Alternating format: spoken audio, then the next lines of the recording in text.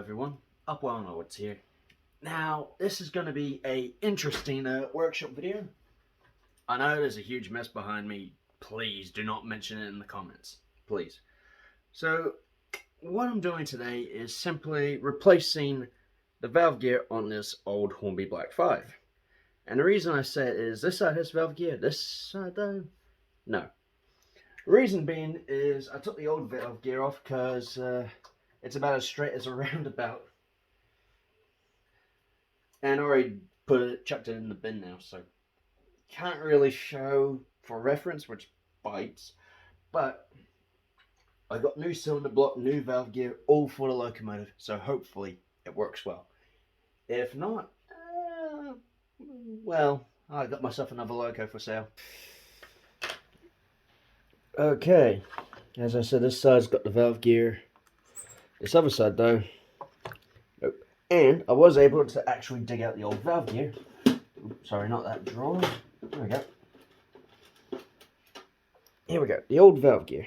It's actually pretty buggered up in my opinion, because a lot of it's still twisted and all that, and I can just feel the bends and twists in it in the middle, which is never good. It's never good. Which means this is pretty much junk. It is just junk now. Got myself all new valve gear to suit the locomotive, weathered valve gear, and a brand new cylinder. Hang on a second. No. Ladies and gentlemen, we have a problem. It's not exactly the right cylinder block. If we have a look here, the one on the locomotive has lining. The one I hold on my finger, nope. So, okay. And I need this little bit here to make it look good. So, I might have to do a bit of surgery. Where'd I put my scalpel? But to do that, let's first get the body off. So, while I take the body off, I might as well do it in hyperlapse, because these things are very easily done. So, just sit back, watch, and yeah, listen to my voiceover, I guess.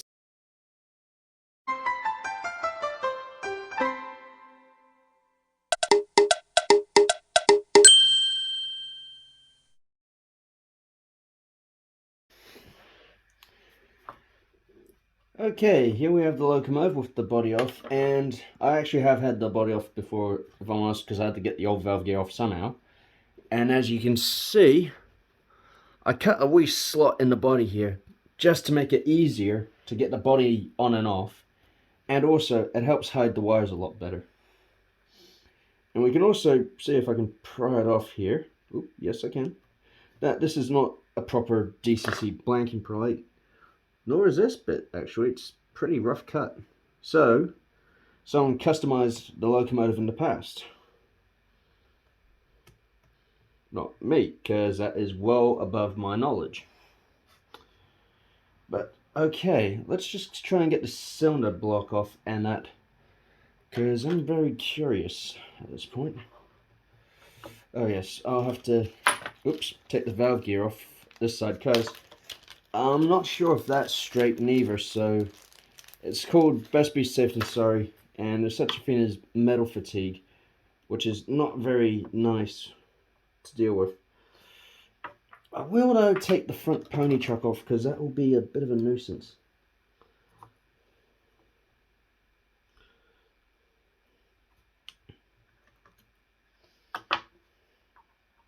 Oops, just get the magnet tip and the screwdriver there. There we go. That's the pony truck gone, so that's a pain in the neck out of the way. Oops, don't lose the screw, otherwise I am quite literally screwed. Alright, now let's get to work on this valve gear. Where did I put the spanner I use? Here we go.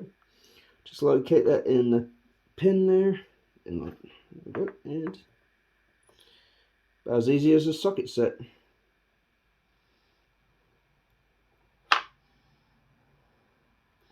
Now, for when I refit the valve gear, I am going to use the picture that came with the box. So that way I get a good idea of how the rod positioning is. So, yes. Once it's back together, I'm going to use this picture as a reference for when the rod's back. Now, so I won't lose, I'll just screw that back on.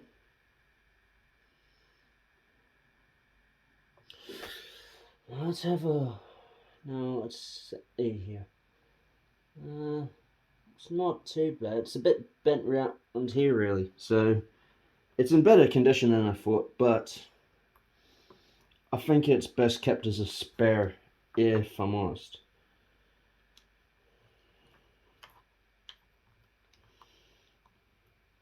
Because the last thing I want is anything bad to happen. Okay, so I just gently prise this off. And there we go. One spare Black 5 valve gear. Beautiful. I'll just gently place that there. Now we can get the cylinder block. And I realize in these bits of the camera, I put my hand in the way a lot. Sorry about that.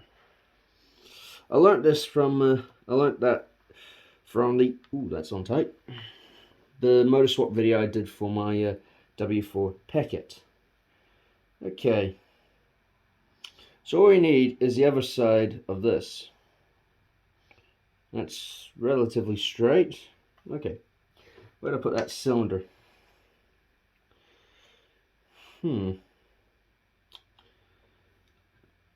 If I grab my scalpel, I might be able to smooth that out enough.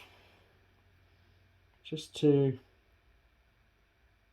Yeah, that would be enough. It should be enough. Right, that should be enough, because what I'm doing, I would never recommend. Because I would never want to really do this, but... Whoop, there it goes. Kind of buggered on timing, because I do not want to wait a whole month just for a cylinder to replace the one I made a stupid mistake in buying. So, yeah, that's the bit I want. That chirps. Yeah, okay. Good thing I have a little of this precision polished cement lying around. Just a wee dab. If it gets out the tube. Oops. Remember which part of the cylinder it's going onto. Right.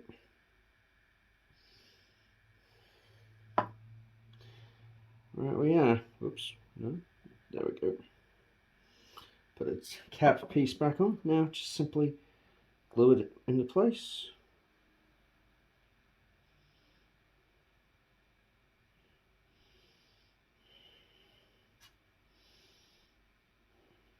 Yeah, it looks okay. It might be a little high, so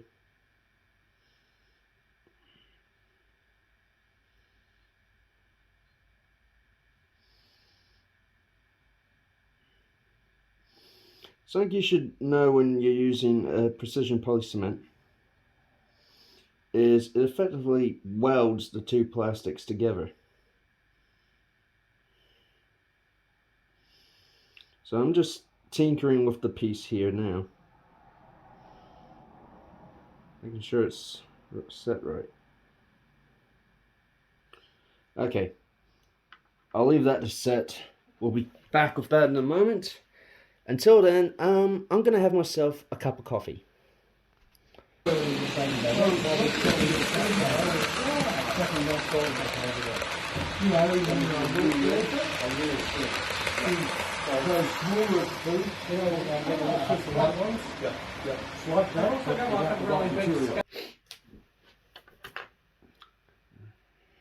Right. That glue set nicely. The gap looks about the same. The only real way to know though is when I fit the valve gear on it. So I sense another hyperlapse coming. Lovely. I just noticed there's tape there too. That's quite neat and different. Okay, this upcoming hyperlapse is of the valve gear being fitted in that. So hopefully it all goes well. Yes. Now we're in voiceover. Hello. Now let's get to work. Alright, what I'm doing here is opening the valve gear bag, taking out the valve gear, taking what's needed off of the locomotive. I'm actually happy with how the valve gear looks at this point. It looks very smart to me. I'm trying to thread the crosshead into the slide bars, which is fiddly, but very well worth it. And I didn't realize it at the time, but I fitted it in a bit backwards. Oh, there we go, fixing the backwards bit. But then I fit a couple of the rods in backwards. Oh no. And I really do not realize it until I put the screw in, like I'm doing now. Then thinking, oh yeah. Then I look at the drawing. And it's like, what are you doing, man? Oh, mate. Okay, now I'm fixing my mistake.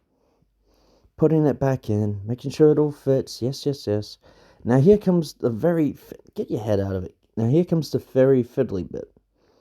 I'm basically putting the link in where it should be. And, well, with the crank pin being so fiddly, I figured that the spanner would be a bit magnetic. It was. Sweet.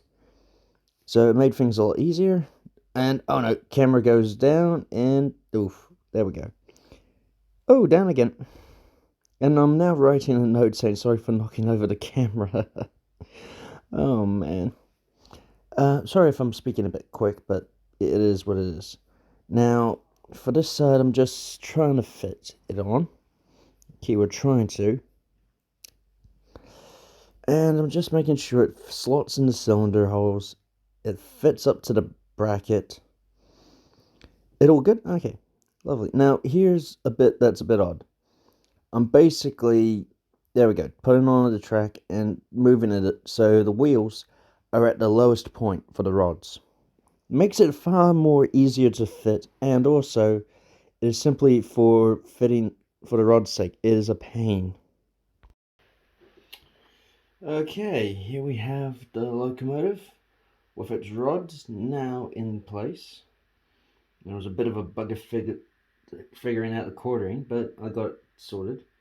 Now, spare cylinder away, the card picture away, bring in the bogie, and just simply reattach it. Hang on, where did I put that? There it is, the cradle.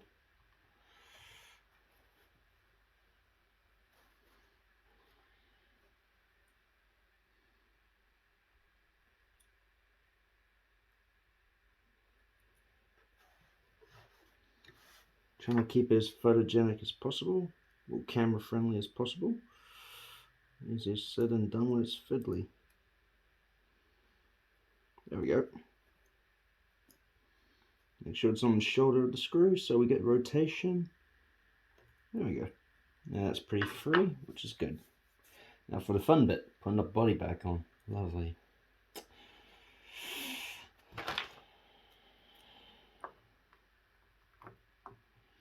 I do have full faith that is fully repaired now. Oop. Yeah, before putting the body back on, better take the screw out.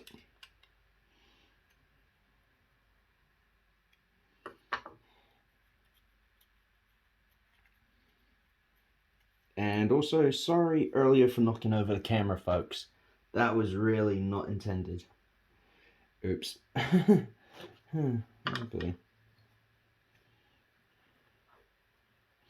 I'm just glad this ain't one of the locos where the tender's connected, otherwise I'd be swearing till the cows come home.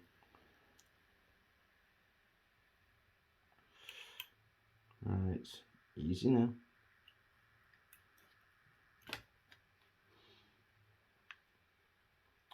Oh yeah, I forgot that rear set sprung. Ooh, perfect fit, lovely. Now I just got to put the screw in, which is a bit of a faff. Nice, plop it in the hole first. Ah, I think I got it. There we go.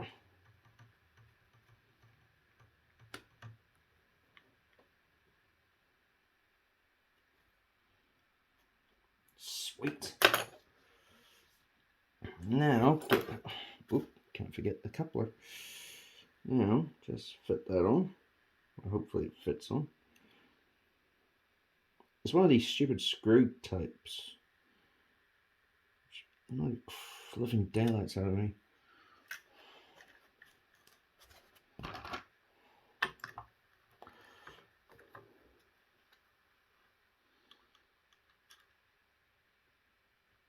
There we go, now it's in. So, get that out of the way. Pop this on the track. Just checking on camera which track. Pony chuck's not fully on. There we go.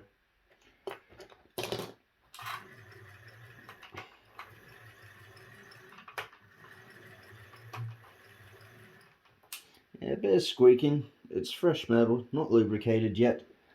That's a very easy fix. Now where did I put my oilers? I must have knocked them over when the camera got knocked. Because I swore I had them here a moment ago. Oh, this is embarrassing. Ah. Here we go. Light oil is exactly what we need.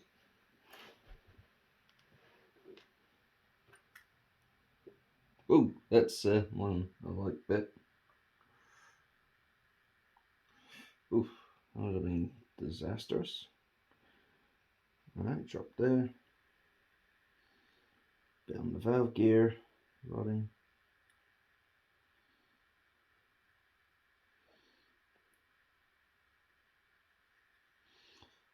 I'd like to point out this lubricant is also plastic safe, so hasn't moved in a long time, so I'll get the rods as well. Get part of the slide bars. Get part of the slide bars as well. Flip the locomotive around. Just get it to a certain position. That way it's easy to oil. I prefer having the wheels or the crank pins as low down as possible for oiling.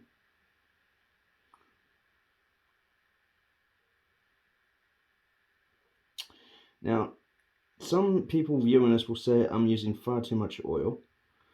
It's called, you do a valve gear repair, mate, and then you tell me how much oil to use. I just don't want anything to go wrong, considering the time and effort it took to get to this point.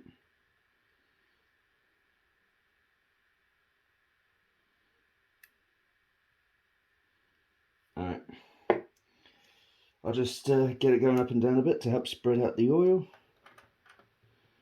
But now,